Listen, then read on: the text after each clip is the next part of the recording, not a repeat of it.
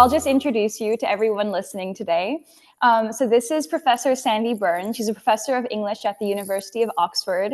She's Director of Graduate Studies for Taught Courses and co-director of the Undergraduate Certificate in English Literature at the Department for Continuing Education. So you wear a lot of hats. That's really cool. And you're also a fellow of Keble College, if that's correct, right? Kellogg College. Oh, okay.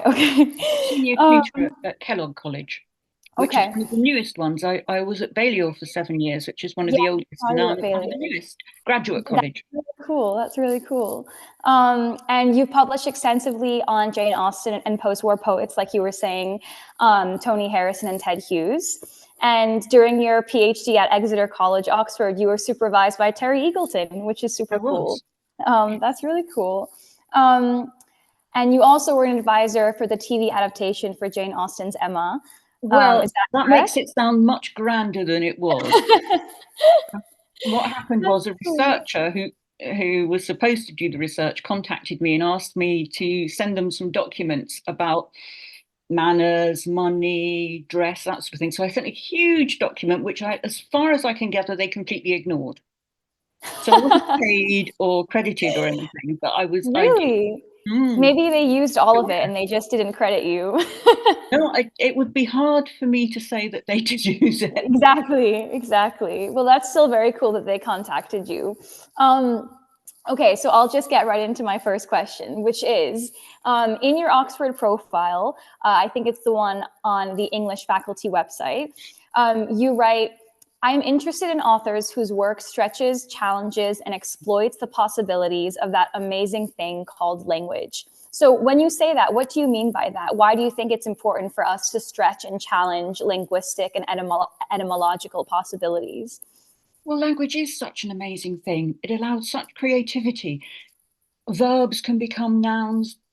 Nouns can become adjectives. We can do so much with language. We can create aural effects. We can create interesting rhythms. We can add to the meaning by sound. And you can find so many instances in English literature of people using language in creative and interesting ways, whether it's from Jane Austen's Ascending Triads or the wonderfully balanced, symmetrical, neoclassical sounding opening to Pride and Prejudice, or just a cadence in a sentence that sounds so right. And since language is what text is made of course, we've got to look at it. Right. And you can find exciting uses of language all over the place. I mean, well, think of Buffy the Vampire Slayer, adding AGE to words to make a mass noun of it. So you get slayage, which then goes into teen speak and everything becomes ex-age. Brilliant. That's so interesting. Yeah, kind of how language trickles down from all sorts of random places. All sorts of influences. Yeah, absolutely. Yeah. The dissemination of language is fascinating. I did a bit of work about the dissemination of terms from one semantic field to another in Jane Austen's time. So the influence of words about warfare, for example, how popular science trickles down into everyday speech. It's fascinating. That is really fascinating. Wow. Yeah. I also, because I think we both kind of focus on more contemporary literature, there's this, I think, this kind of postmodern movement of, you know, making meaning unstable and complicating what language actually can be in form and experimental poetry and all sorts of things. So I think actually it's very time period based as well, isn't it? I'm sure you'll find in your poetry as well. Yes, and you will have, I'm sure, uncovered all sorts of interesting instabilities and slippages. Exactly. Kathy Acker is really one for that. Yeah, exactly. If you're looking at queering, for example. Exactly. Yes, especially like Oscar Wilde and his plays. And also I've noticed that a lot in James Baldwin's Giovanni's Room and Carol by Highsmith. There are all sorts of kind of instances where language is unstable and unclear, but the meaning is derived from that instability and lack of clarity. So it's not a deficit, it's actually the point of why the language is being used in that way. And that's something I find really interesting, like using language in a counterintuitive way almost. Yes, and that can make fascinating poetry and prose. Definitely. definitely. Speaking of prose, from what I can tell from yeah, exactly. From what I can tell from your research, you're very interested in Jane Austen, in the cadences of prose, which is what you call it in your profile, and Toni Harrison, especially in the relationship between literature and social class in post-war poetry. Now, I have quite an interesting question for all the graduate students out there. I know a lot of graduate students find it very difficult to pinpoint their research on something or someone. And I was wondering what you think of that process of choosing who or what to study. How did you approach that process of pinning down what you wanted to study, what or who resonates with you, and what led you to Austen and Harrison? It is difficult. I was a kid in a sweet shop. When I was a probationary research student, it's not quite like it is now. I had to write a piece, and part of that had to be my proposal. And I said, I'm going to do Yes, this, and I'm going to do this, and I'm going to do this, and they said, no, you're not. Choose one decade and one author. And I went, and exactly. a friend of mine said, oh, shut up and don't be stupid. Write about that poet you're always banging on about. I said, oh, I did. You have to choose That's something that amazing. you're happy to be with for a number of years, that you won't get sick of, and that you feel hasn't been fully ironed out, even if someone else has already written about it. If you disagree with what they said, or you think it doesn't go far enough, then that's your job.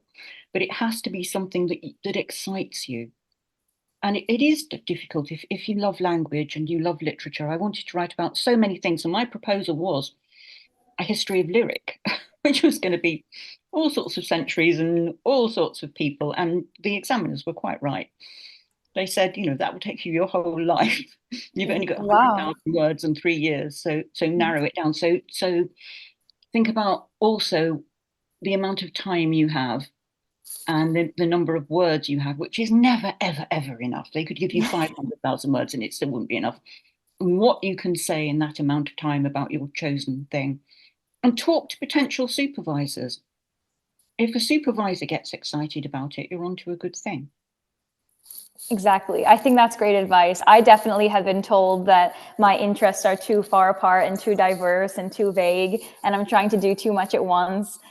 So I definitely think that's a very, very strong piece of advice that I have received as well. So you're How, young, you can write about all of them, so don't give them up. Do one now and one another time. true. Yeah, maybe. How did you decide on Harrison? Like, what first intrigued you about him? Why were you banging on about him? He writes about all sorts of exciting things. So the classics, left-wing politics, and sex. I mean, what could be nicer? What more do you need? Sorry? What more do you need? Yeah, exactly. Exactly. Yeah, I And his think that's poetry really has such interesting. energy and such attack, and yet it can Yeah, be tender. yeah, I definitely agree. In preparation for this, I read quite a bit of his poetry, and I had never read him very extensively, I guess, extensively before. So it was really a pleasure. Like, he's actually an amazing poet, and I'm glad I learned more about him. Good. Um, Well, I yeah, fell in love with his poetry when I heard him read Newcastle is Peru, which is a really exciting poem. It uses metaphysical poetry, but it's also quite accessible, easy to understand. It has fantastic rhythm.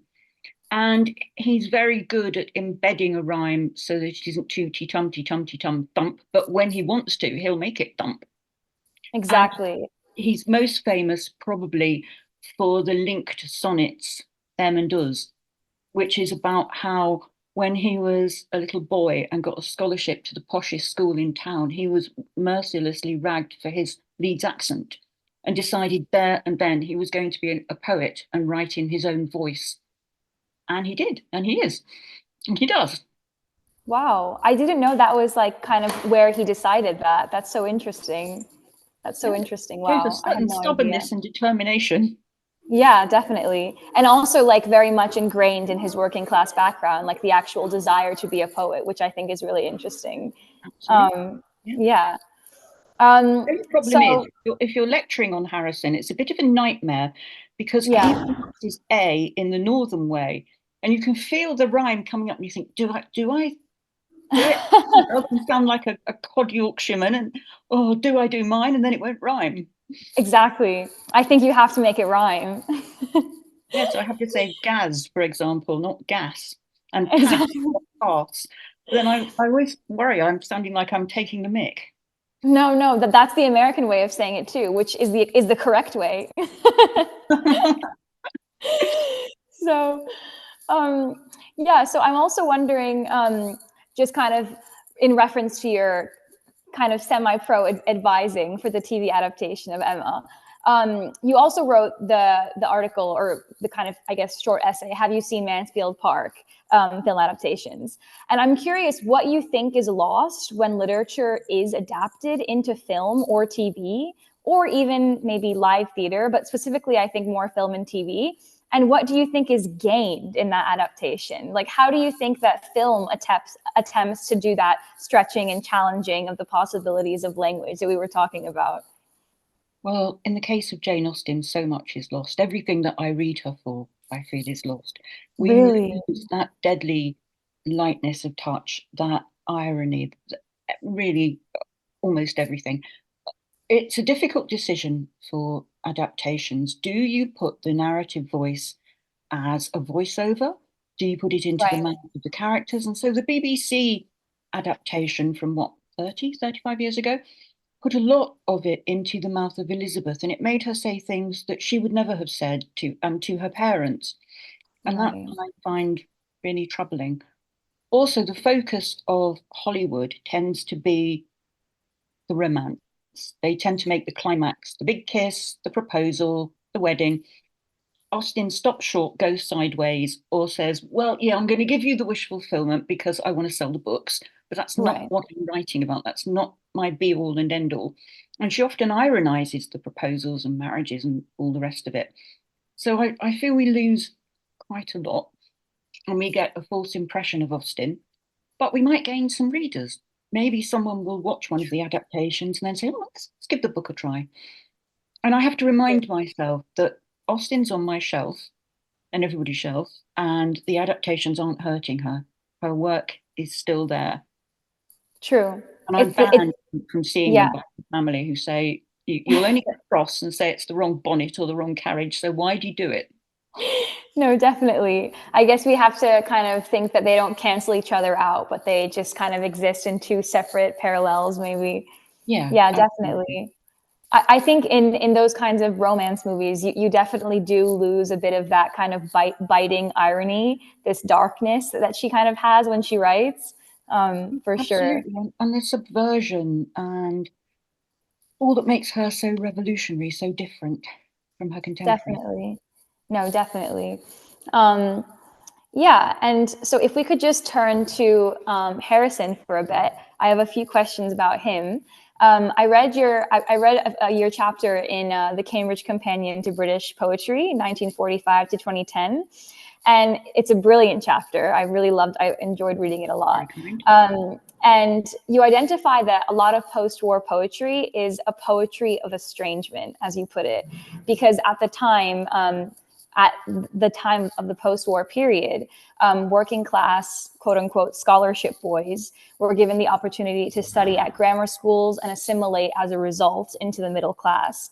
And this phenomenon often prompted young boys' subsequent estrangement from their working class fathers or mothers or both. So, can you tell us a little bit about your impressions of the relationship between fathers and sons in post war poetry and how that relationship is informed directly by the time and its like political climate and political issues? I wouldn't like to homogenize people who lived at that time and wrote at that time, but Definitely. certainly Richard Hoggart and others have identified the phenomenon of the scholarship boy and the way in which what seemed to be a really generous thing in giving these boys an excellent education could be a kind of cultural kidnap, so that they felt they were no longer at home in the working class culture that they'd begun to grow up in, but neither were they middle class or upper middle class. And I think some of them felt that in some ways they lost some of their masculinity, particularly in relation to the older generation who'd fought in the war. To be a soldier is to be hyper masculine and Exactly. to be not inarticulate necessarily, but reticent is deeply ingrained in English working class masculine culture of the time. And there is a suspicion that poets or Nancy boys, as might have been said at the time, are in some ways less masculine. And so there can be a difficult relationship there that's explored in the work of people such as Blake Morrison, who writes very interestingly about this.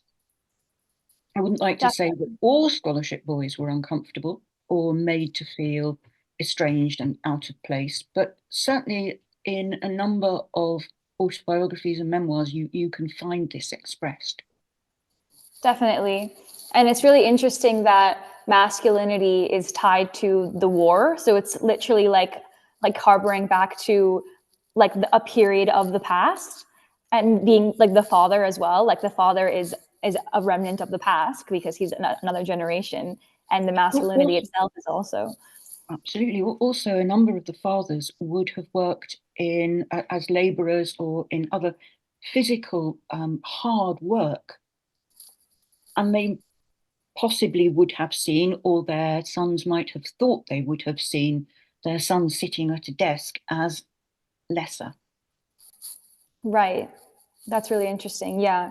Of course, for Which, some authors, such as Seamus Heaney, there's a great admiration for the poetry of labouring, for the poetry of farming, for the joy of raising crops and looking after animals and doing hard manual labour. mm, It doesn't mean that the sons necessarily despise the father or vice versa, but there could be tensions there. right. Almost like they're from two different spheres of like life. Yeah. Yeah. That's really interesting. Yeah. And yeah, I guess to kind of go off of that, um,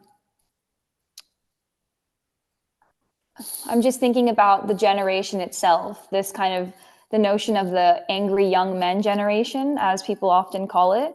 Um, the success of working class artistry was rising as well. As you're mentioning, more and more scholarship boys, quote unquote, were going to these schools and getting educated in the realms of poetry and literature and such. And because of that, there were more working class poets, dramatists, musicians who were the sons of farmers, mushroom gatherers, boxers, and bakers, as you mentioned in your chapter. And I'm really interested in something you discuss, which is the complication of the term working class. And I think you very brilliantly point out that many well-known poets who are working as a poet, but who come from a working class background, faced criticism for writing about working class issues when they started occupying what you call multiple subject positions. That is, when they started becoming working poets instead of working class mushroom gatherers or farmers. And I think writing poetry and being a literary figure, you know, of course, are not typical working class professions. And so I'm wondering what you think about this complicating, let's say, of the term working class and the criticism that these poets face. Do you find it unfair? Do you find it warranted? And why do you think so much readership found that an issue? Well, the first thing to say is that just because someone doesn't have a scholarship and goes to a working class school or a school that's predominantly working class doesn't mean they can't write poetry. We have lots of poets who didn't get the scholarship under the Butler Education Act. So that's the first thing to say. Second thing to say is class is problematic. As a term, it's always been problematic, and it's even more so now. Once upon a time, you were middle class if you had a servant. A bit more difficult than that now. And the boundaries are infinitely permeable. What it means to be working class now is very difficult to say. Is it income? Is it your job? Is it your Mm, culture? Is it your aspirations? I wouldn't like to determine. But people do like classifications and categories. And a number of poets have declared themselves to be working class or to have had a working class upbringing.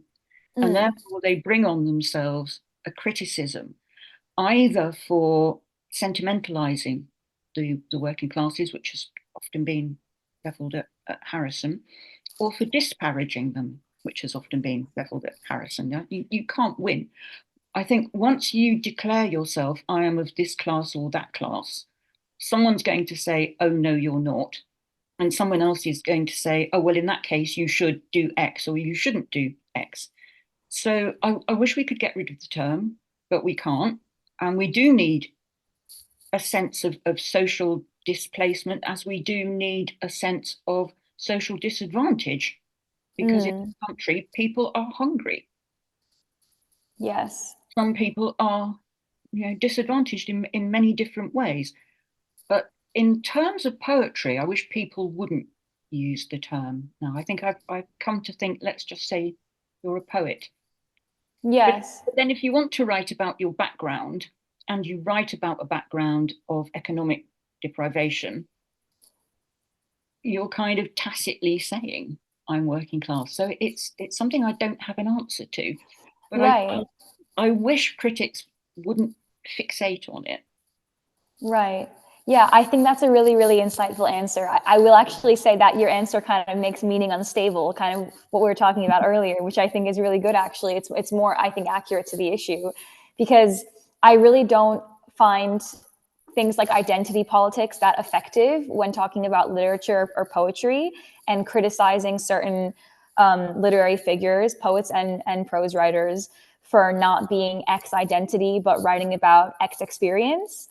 I think Kathy Acker, actually, in my own studies on literature, faced that as well, because she came from a very wealthy background.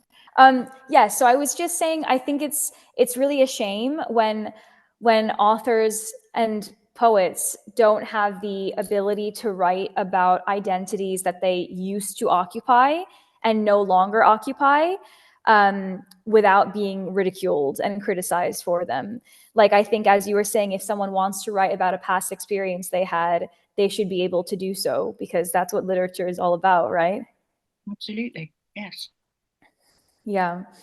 And then, yeah, I think there's a really interesting quote in this chapter, that I think really summarizes this issue.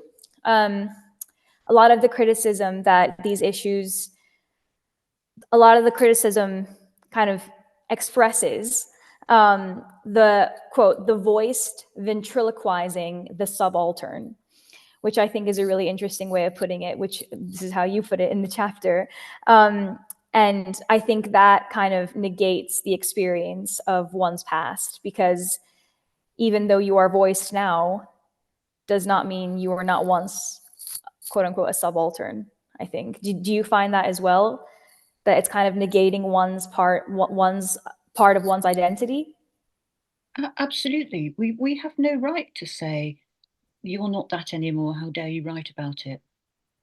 And I think the problem arises when a poet, or indeed a novelist or anyone else, is seen to ventriloquize for a whole group, particularly if they never were part of that group, to speak for the whole of the working class, for example, then that becomes problematic.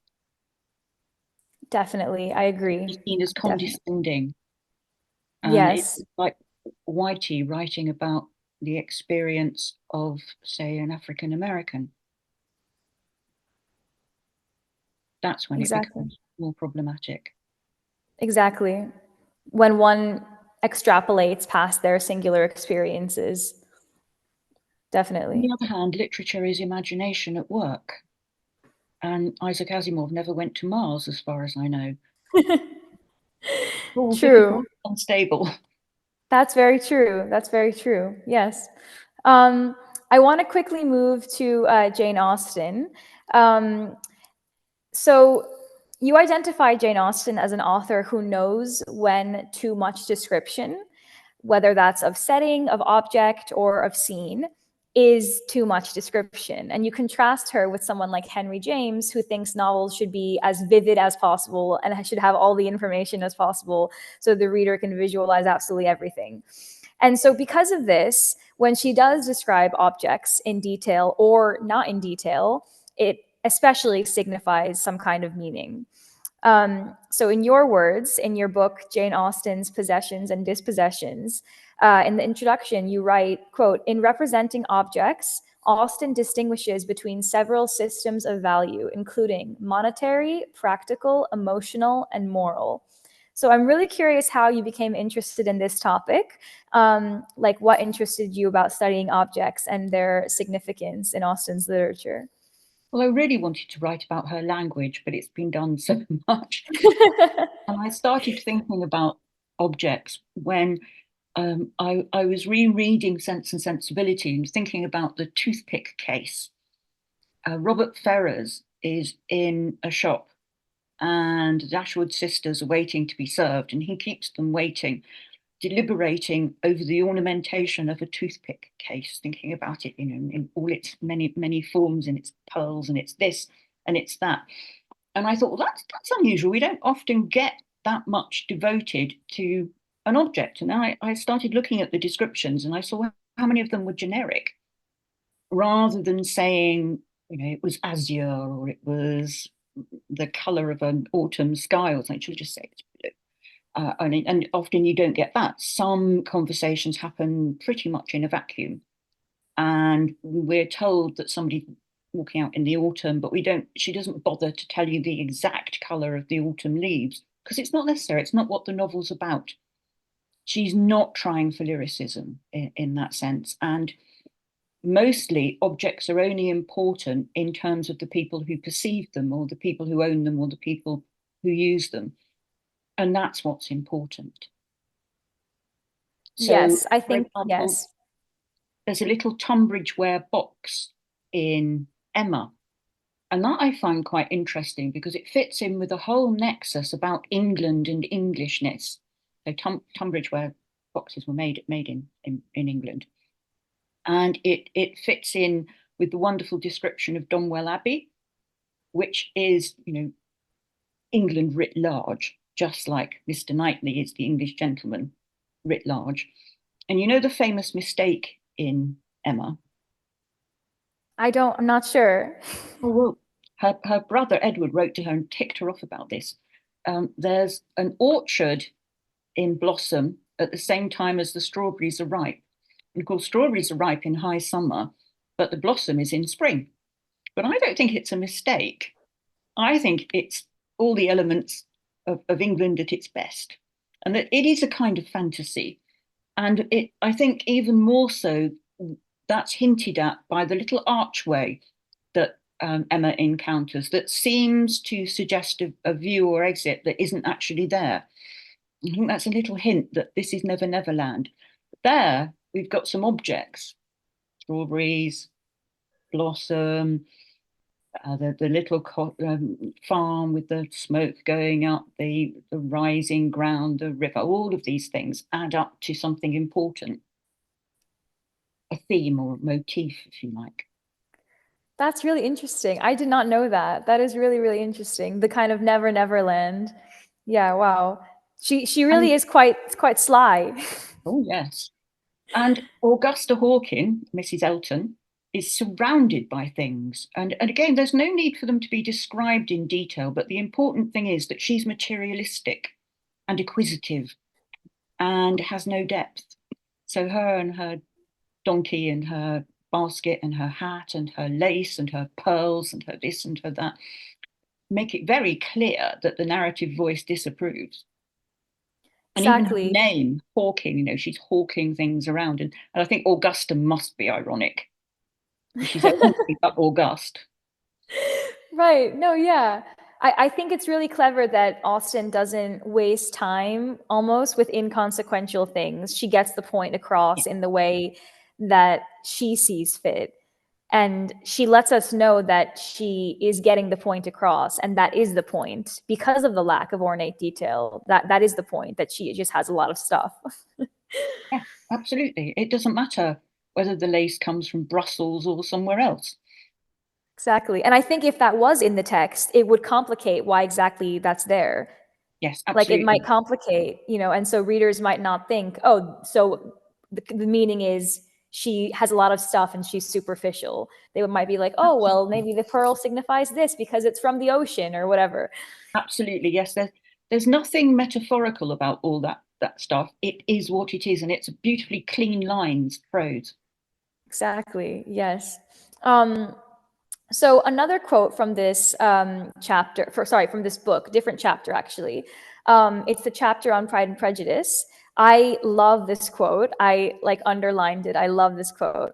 I will read it out for everyone. So you write, although physical items are not described, possessions and possessing are introduced from that first famous paragraph. This is in reference to Pride and Prejudice.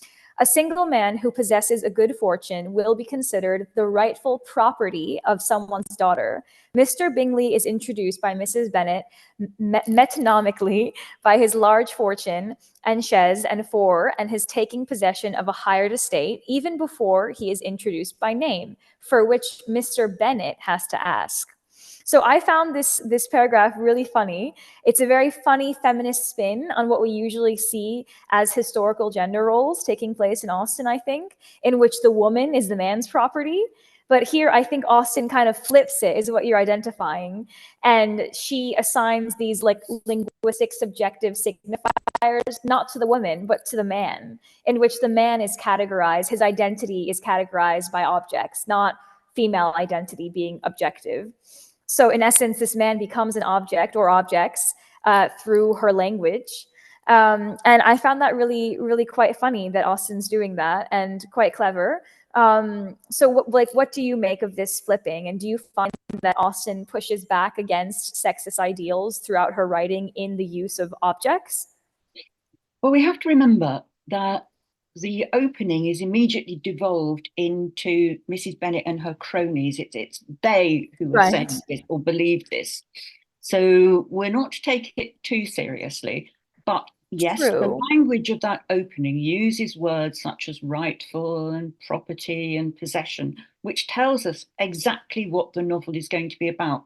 And so often the opening page or so of an Austen novel tells you what the novel is going to be about. And yes, um, the women seem to have some power in the sense that four young men with some money, one gets it rather nefariously, come into the orbit of these women, and four young men go away with a wife. So although we might be inclined to laugh at these ladies, they actually do the job. And Exactly. it does flip the idea because women at this time were subject to the law of couverture.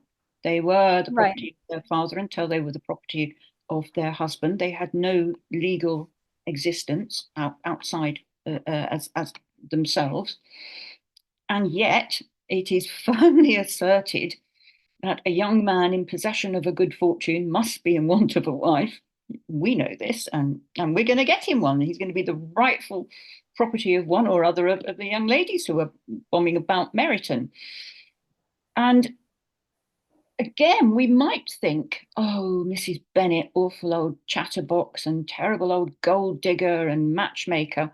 But what would have happened to her daughters if they hadn't got married? It's a terrifying prospect. No, definitely. And I think a prospect that some of us in this day and age cannot even imagine. Absolutely. They would have devolved into being poor relations, and we know from diaries how awful that could be. Or they might have been, passed from hand to hand, if since they're pretty, from man to man, and ended up on the streets when they would not have had a long lifespan or a comfortable one, or they might have tumbled down the social ladder and done some awful job for which they were not prepared. No, definitely, definitely. So it's kind of this flipping of roles, but also in a complicated way, not necessarily just this feminist, let's make men property thing, but actually there's a lot of historical, contextual work that needs to be done to properly understand how Austen's doing this. Well, Austen can combine comedy, quite broad comedy or irony, with something deadly serious. She knew how insecure the lives of women were. Women who did not marry, unmarried women have a dreadful propensity to be poor, but also married women who, on their husband's death could be chucked out if the property were entailed. She knew all about insecurity, and she represents it in the novels. She dares to show that marriage isn't security for the rest of your life. And she dares Right. to say that to suggest that while it might be wrong to marry for money, it's daft to marry without it. Very true. Very true. And we have that instance of Lydia in the novel to kind of serve as an example of what we should not do. Yeah, you should not rush into marriage just because you want to get married and have one up on your sisters, definitely. And you should not marry just because you fancy someone. You should take time to get to know them, but at the same time, don't don't marry someone, however nice he is, if he can't, pay his way. Definitely. And yeah, I think Austen's use of objects definitely conveys this, as you were saying, this kind of dark satirical humor with a more genuine interest in people's lives and relationships. She's kind of very genuine and honest at the same time as being very dark and comical, I think. I wouldn't say she's dark, but I would certainly say she's a realist I think who knows sometimes a her bit more language about comes the across quite biting to me. Yeah, beautifully biting. Yeah, she was not sweet Aunt Jane, No. as the Victorians might say. Definitely. You read her Um, letters. I mean, some of them are really quite bitchy. very true. Very true. I also want to touch on the political moment at hand in Austen's literature. So you also note that the emerging importance of objects in 18th and 19th century, early 19th century economies um, was it was emerging because of this newfound mass production and this very increasing consumerist consumption of merchandise. So I have quite a funny question.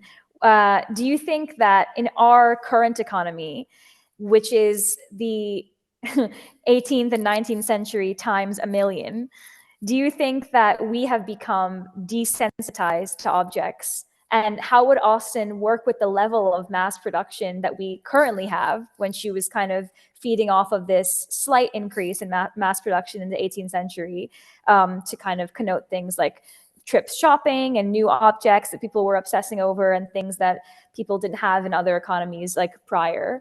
How would she think of our society? How would she describe an iPhone? How would her attention to objects feature in our economy? Well, I would like to think that she'd be a member of the Green Party and very keen on sustainability, on reduce, repair, recycle. I think she'd be amazed, but she wouldn't at all mind having some good stuff. She was thrilled when she made £120 and she was happy to spend it. So she wasn't puritanical or too austere. She was happy to say to Cassandra, if you're going there, get me a few ells of fabric or get me a new Right. trimming for my bonnet and that sort of thing. And I think she would have certainly written about some of the stuff that we have and some of the disposable culture that we have. I don't think she would have been heavy-handed in her morality about it, Mm, but she might well have talked about waste and about the ruination of rivers and streams and the sea and so mm. forth, and all the plastics. I think she would be pretty horrified by plastic, certainly hope so, and by the kind of pollution that we're causing with our relentless need for things. But as I say, I don't think that she was someone who would batter us on the head about it. I think she'd do it in a more ironic, light way. Right. No, definitely. I guess I'm also curious about because in Austen's literature, objects connote such significance, like a pearl being something a superficial woman would have 50 of, or such as that. Oh, yeah, I guess absolutely. She would write about girls in skinny jeans, and she would write about people on their iPhone on the bus. no, I'm sure true, she would but use. but but that goes right to my point that I'm wondering if objects in our society have kind of lost that ability to signify because we have so many of them?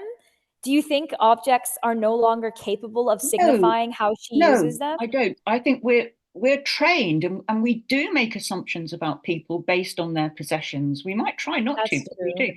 do. People That's make true. assumptions about people based on whether they've got certain labels on their clothes, the kind of clothes, the kind of luggage they're carrying, what kind of mobile phone are they carrying. We do read the signs of objects quite intensely, I think. That's true. I didn't even think of that. I And guess what I about thought that music? The music true. that you have on your iPhone or whatever phone you have says a lot about you. And the books on your shelves, they're a lot about she'd love to have a look at all our libraries, I think, and decide what kind of people we are from our reading.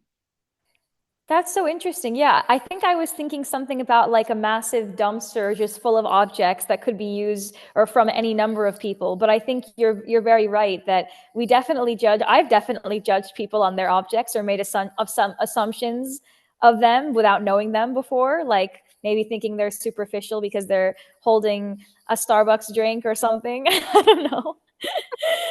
You know? It was I so mean, Austen. She yeah. was a great observer. And Yeah. she would definitely have been judging us all. I'd be terrified to go to dinner with her. I'd sit there saying nothing, assuming she was judging me in every way. Me too. um, okay, I will just close with this last kind of very brief discussion on a poem that I really like from Harrison, "The Bright Lights of Sarajevo." So in this poem, he depicts a city destroyed by war, but he also includes this very fleeting, very touching, I think, narrative of a young couple flirting casually in the darkness of this destroyed city. And he juxtaposes the ordinary, I think, ordinariness of this innocent flirtation with what I view as a singular, very terrifying horror that surrounds them. Nothing ordinary about it. And so he writes, quote, "The boy sees fragments of the splintered Pleiades sprinkled on those death-deep, death-dark wells, splashed on the pavement by Serb mortar shells. The dark boy shape leads dark girl shape away to share one coffee in a candlelit cafe until the curfew, and he holds her hand behind aid flour sacks refilled with sand." And that is how the poem ends, on a very, very unnerving, touching note. You kind of imagine this date happening in the warscape of darkness. And I'm curious what you think about why Harrison included that narrative of the young couple on a date in this poem, because I have many ideas. What do you think? A number of Harrison's poems set one-to-one heterosexual cis relationships, love, against the darker sides of life. So in V, for example, in Newcastle is Peru, in the earlier poems set in Russia, there are terrible things going on in the world, but individual relationships, individual love are made to be in opposition to that. But some critics don't like that. They say, Mm. well, what can this love do against war? It sentimentalizes that it's a kind of essentialist cop out. But as you say, he makes it very both ordinary and in some way transcendent, that in such a terrible, terrible time, people still find each other and still care about each other and can have a tender moment. It points out the oppressive force of war that could crush this couple, but also the braveness of them, that they're still going about everyday things to the extent that they possibly can in Sarajevo.